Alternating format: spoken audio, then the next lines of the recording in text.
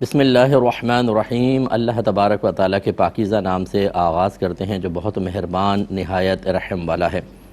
درس بخاری کا سلسلہ کتاب فی اللقطہ تک پہنچا تھا، یعنی لقطے کے بارے میں احادیث اس حصہ کتاب میں جمع کی گئی ہیں، اور پچھلے پروگرام میں آپ کو تھوڑا سا تعارف کروا چکا ہوں کہ ایک لفظ عربک میں یوز ہوتا ہے لقطہ، لام قوف طا اور ہا، اور ایک ہوتا ہے لقیط، لام قوف یا اور طا۔ لقطہ ہر گری پڑی چیز کو کہتے ہیں جو انسان کے علاوہ ہو، اور لقیط کہتے ہیں ایسے بچے کو جس کو کسی نے کہیں پھینک دیا ہو، جیسے کچرے پہ پھینک دیا کسی مقام پر، بدنامی کے خوف کی وجہ سے یا تنگ دستی کی وجہ سے، اس کو لقیط کہا جاتا ہے۔ تو یہاں پر لقطہ کے احکام ہیں کہ انسان کے علاوہ چاہے وہ جانور ہو، کوئی سونا ہو، پیسہ ہو، یا کوئی بکری وغیرہ یا کوئی بھی ایسی چیز، پھل فروٹ وغیرہ کہ وہ گرا پڑا آپ کو ملے تو وہ لقطہ کہلاتا ہے۔ شرعی لحاظ سے یہ اگر مسلم کنٹری ہے اور مسلمان ہیں یا مسلمانوں کی آبادی ہے تو سمجھ لیں وہ ایک مسلمان بھائی کی امانت ہے۔ تو اب اگر آپ اسے اپنی ملکیت میں لینے کے ارادے سے اٹھائیں گے کہ میں رکھ لوں گا تو یہ حرام اور گناہ کبیرہ ہوگا، کیونکہ کسی بھی مسلمان کا مال اس کی اجازت کے بغیر ہمارے لیے طیب و حلال نہیں ہوتا ہے۔ اور اگر آپ کا ارادہ یہ ہے کہ چلیں اٹھا لیتا ہوں، کوئی اور اٹھائے گا شاید کھا پی جائے، ضائع کر دے، میں اس کے مالک کو تلاش کر کے دے دوں گا، تو یہ آپ کا اٹھانا مستحب ہوتا ہے، افضل ہے۔ اور پھر جب آپ اٹھا لیتے ہیں تو ہر اس طریقے سے آپ کو اس کا اعلان کرنا ہوگا جو آپ کے علاقے میں معروف طریقہ ہے، مشہور طریقہ ہے۔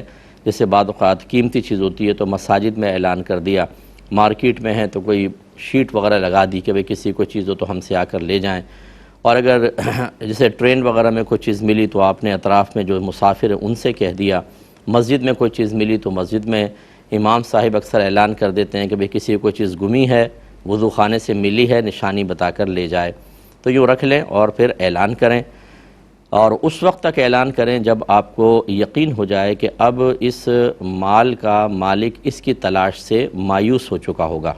فقہ حنفی میں اس میں مدت کی کوئی قید نہیں ہے، حدیثوں میں ہے 1 سال کی، بعض وقت 3 سال کی بھی ہے، لیکن امام اعظم ابو حنیفہ رضی اللہ تعالی عنہ کے نزدیک ان مدتوں کے مقرر کرنے کا اصل مقصود یہ ہے کہ اتنے عرصے تک مالک تلاش کر رہا ہوگا، اس کے بعد وہ مایوس ہو جائے گا، تو اصل پھر مدت نہیں ہوئی بلکہ اصل یہ ہے کہ مالک کب تک اس کو تلاش کرے گا اور کتنی مدت گزرنے کے بعد مایوس ہو جائے گا۔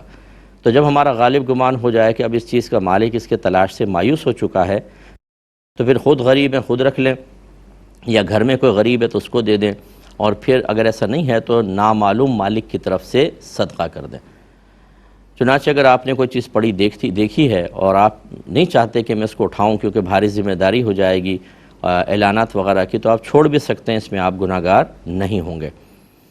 اور یہ بھی یاد رکھیں کہ یہ جو مدت ہم نے جتنی مدت انتظار کرنا ہے یہ چیز کی قیمت کے اعتبار سے مختلف ہوگی۔ اگر آپ کو تھوڑا بہت پیسہ ملا ہے تو آپ غور کریں کتنے عرصے مالک تلاش کرے گا، 100 روپے، 200 روپے، 5000 کا نوٹ ملا ہے تو اندازہ کریں، سونے کا زیور ملا ہے تو اس کا اندازہ کر کے اتنے عرصے تک آپ کو اعلان کرنا ہوگا۔ اور اگر آپ کسی ایسے کنٹری میں ہیں جہاں مسلمان اور کافر دونوں ہیں تو پھر وہاں پر آپ غور کر لیں، اگر کوئی ایسی چیز ہے جس میں کوئی نشانی موجود ہے کہ یہ کافر کی ہے تو پھر وہ آپ کے لیے مال مباح ہے، چاہیں تو رکھ لیں، چاہیں تو آپ مالک کو تلاش کر کے دے دیں، آپ کے لیے دونوں چیزیں بالکل جائز ہیں، اور دینا میرے نزدیک زیادہ بہتر ہوتا ہے کیونکہ اس سے مسلمان اور اسلام کی عظمت سامنے والے کے دل میں پیدا ہوتی ہے۔ آئیے اب حدیثوں کی طرف آتے ہیں۔ کتاب فی اللقطہ، راستے میں پڑی ہوئی چیز کے احکام کا بیان۔ باب اذا اخبرہ رب اللقطۃ بالعلامۃ دفع الیہ، جب لقطے کا مالک اس کی صحیح نشانی بتا دے تو لقطہ اٹھانے والا اس کو مالک کے سپرد کر دے۔ حدیث نمبر ہے 2426، اور حضرت ابی بن کعب رضی اللہ تعالی عنہ اس کے راوی ہیں۔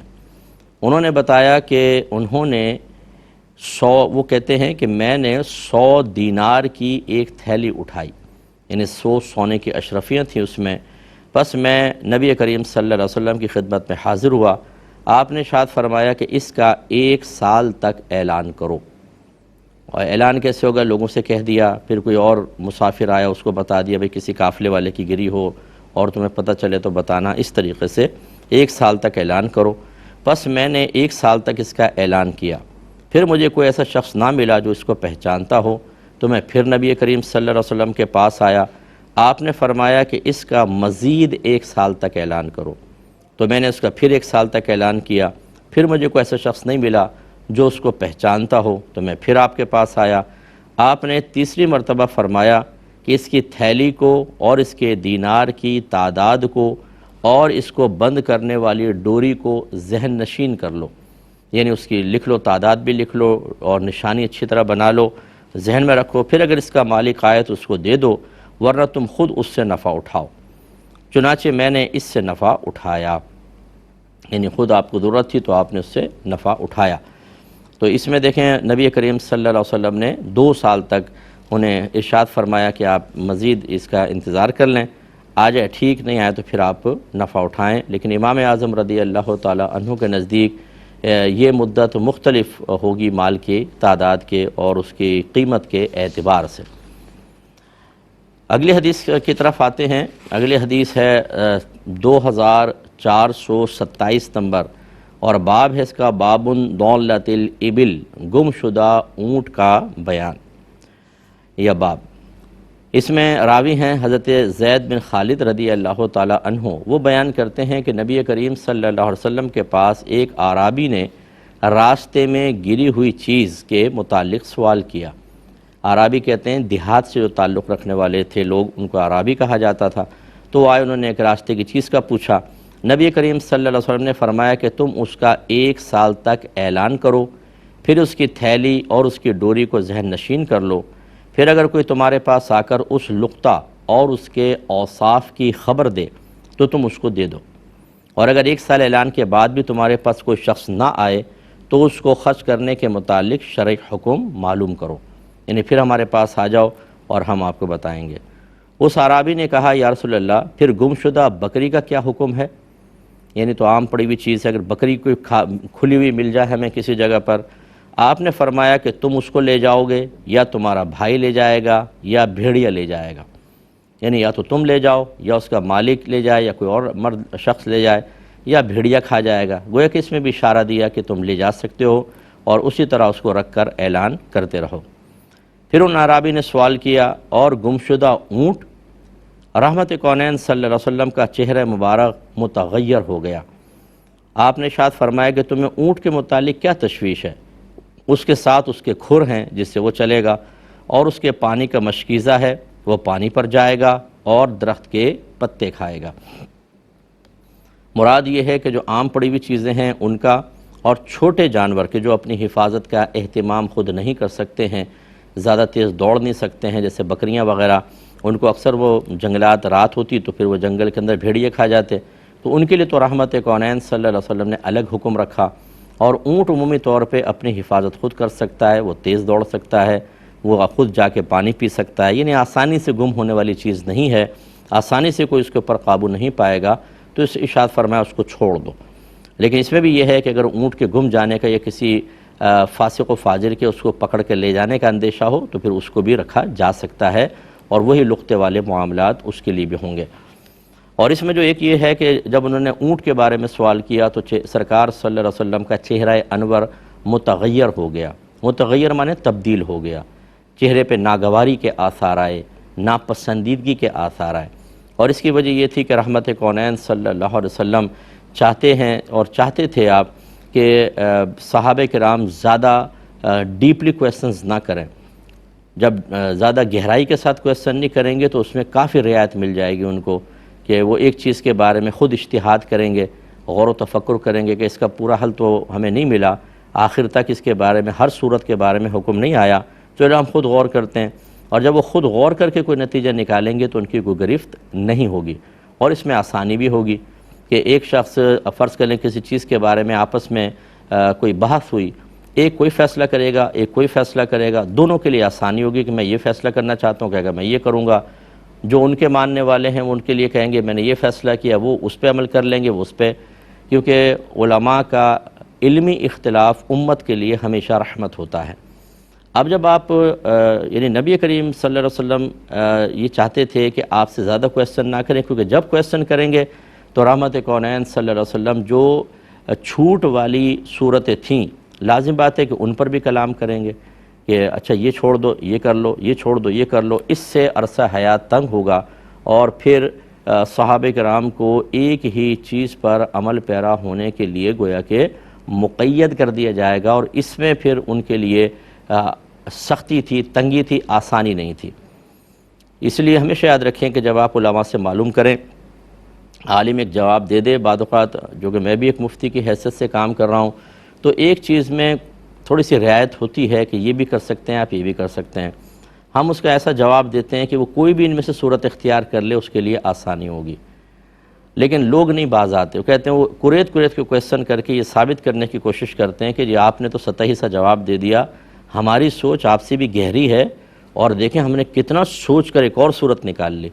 حالانکہ ہم رات دن پڑھنے پڑھانے والے لوگ ہیں. 30 سال ہو گئے مجھے اس فیلڈ کے اندر، اور عالم بنے ہوئے بہت عرصہ گزر گیا. تو ہم جانتے ہیں کہ لوگوں کو کہاں پر فری ہینڈ دینا بہتر رہتا ہے تاکہ ان کی زندگیاں تنگ نہ ہوں.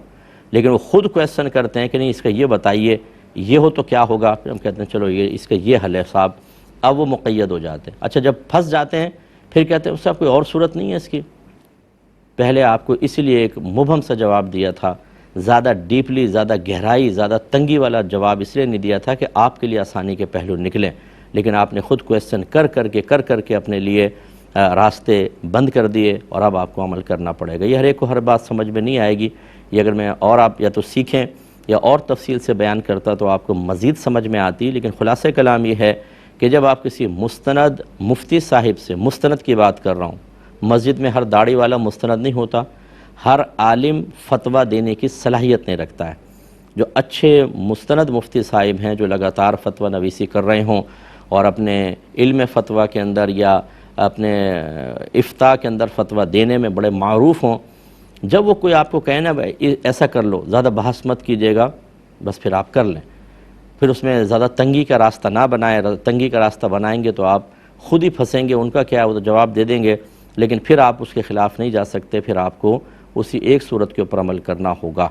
تو اس لیے اپنے لیے زیادہ راستے تنگ نہ کریں. اس لیے نبی کریم صلی اللہ علیہ وسلم کثرت سوال کو منع بھی فرماتے تھے، اور جب کوئی بہت زیادہ کویسچن کرتا یا غیر ضروری کویسچن کرتا تو رحمت کونین صلی اللہ علیہ وسلم ناپسندیدگی کا اظہار فرمایا کرتے تھے.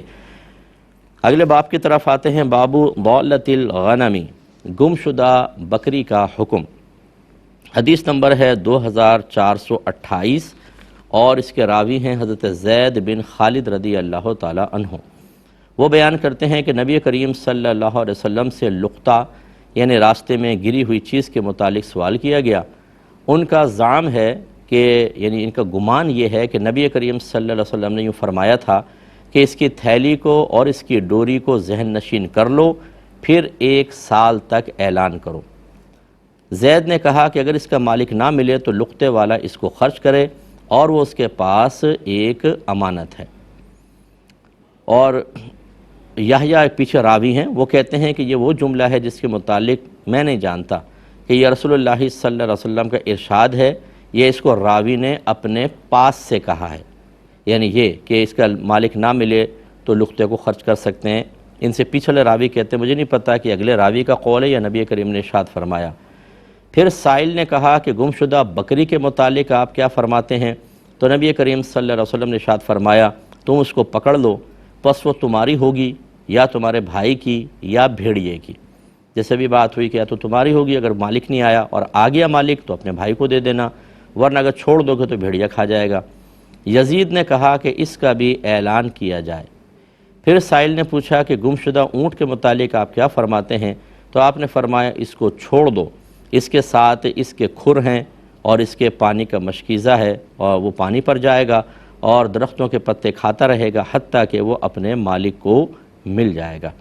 یعنی اونٹ بڑی چیز ہے، کوئی پوشیدہ گم تو ہوگا نہیں، دور سے نظر آ جائے گا تو مالک خود اس کو تلاش کر لے گا. اور وہ چونکہ خود کھا پی سکتا ہے، اپنی حفاظت کا اہتمام کر سکتا ہے، لہذا اونٹ کا الگ حکم رکھا. لیکن جیسے میں نے آپ کی خدمت میں گزارش کی، اگر اونٹ کے بارے میں گمان ہے جیسے آج کل کے دور میں کہ کوئی اٹھا کے لے جائے گا تو پھر اس کو آپ اپنے پاس رکھ سکتے ہیں. بابن اذا لم یوجد صاحب اللقطۃ بعد سنۃ فہی لمن وجدہا، اگر ایک سال کے بعد لقطے کا مالک نہ ملے تو جس کو وہ لقطہ ملے گا وہی اس کا مالک ہو جائے گا۔ حدیث نمبر ہے 2429، اور حضرت زید بن خالد ہی اس کے راوی ہیں۔ وہ بیان کرتے ہیں کہ ایک شخص رسول اللہ صلی اللہ علیہ وسلم کے پاس آیا اور آپ سے لقطے کے متعلق سوال کیا، تو آپ نے فرمایا کہ اس کی تھیلی، اس کی ڈوری کو ذہن نشین کر لو، پھر اس کا 1 سال تک اعلان کرو، پھر اگر اس کا مالک آئے تو اس کو دے دو، ورنہ تم اس سے فائدہ اٹھاؤ۔ تو اس نے پوچھا اور گمشدہ بکری؟ آپ نے فرمایا وہ تمہاری ہے یا تمہارے بھائی کی یا بھیڑیے کی؟ پھر اس نے پوچھا اور گمشدہ اونٹ؟ آپ نے فرمایا تمہیں اس کی کیا تشویش ہے؟ اس کے ساتھ اس کے پانی کا مشکیزہ ہے، اس کے کھر ہیں، وہ پانی پہ جائے گا اور درخت کے پتے کھائے گا حتیٰ کہ اس کا مالک اس کو مل جائے گا۔ تو یہ تقریباً دیکھیں حدیثیں ایک جیسی ہیں، ملتی جلتی ہیں۔ بس اس میں دیکھیں پچھلی حدیث کے اندر جو یحییٰ راوی تھے وہ کہتے تھے کہ زید رضی اللہ تعالی عنہ نے یہ جو جملہ کہا ہے کہ اگر 1 سال تک کوئی پھر نہ ملے مالک تو وہ اپنے پاس رکھ سکتا ہے، یہ پتہ نہیں سرکار نے فرمایا تھا یہ انہوں نے خود کہا تھا۔ اور اگلی حدیث میں زید بن خالد سے ہی روایت ہے، اس میں زید بن خالد نے اس کو نبی کریم صلی اللہ علیہ وسلم کی طرف منسوب کیا، یعنی یہ فرمان نبی کریم صلی اللہ علیہ وسلم کا تھا۔ اگلے باب کی طرف آتے ہیں، بابن اذا وجد خشبۃ فی البحر او صوتا او نحوہ، جب کسی شخص کو سمندر میں لکڑی یا کوئی کوڑا وغیرہ یا کوئی اور چیز ملے تو اس کا کیا حکم ہے۔ تو اب اس پہ حدیث لائے ہیں 2430 نمبر حدیث پاک ہے، اور حضرت ابو ہریرہ رضی اللہ تعالی عنہ اس کے راوی ہیں۔ وہ کہتے ہیں کہ نبی کریم صلی اللہ علیہ وسلم نے بنی اسرائیل کے ایک شخص کا ذکر کیا اور اس کا بیان کرتے ہوئے ارشاد فرمایا کہ وہ شخص اس کشتی کو ڈھونڈنے کے لیے نکلا جو اس کا مال لے کر آئی ہو، تو اس نے ایک لکڑی دیکھی، اس نے اس لکڑی کو اپنے گھر والوں کے ایندھن کے لیے اٹھا لیا، جب اس لکڑی کو چیرا تو اس میں سے مال اور ایک خط نکلا۔ تو اس پہ انشاءاللہ میں کلام نیکسٹ پروگرام میں کروں گا۔ وآخر دعوانا ان الحمدللہ رب العالمین۔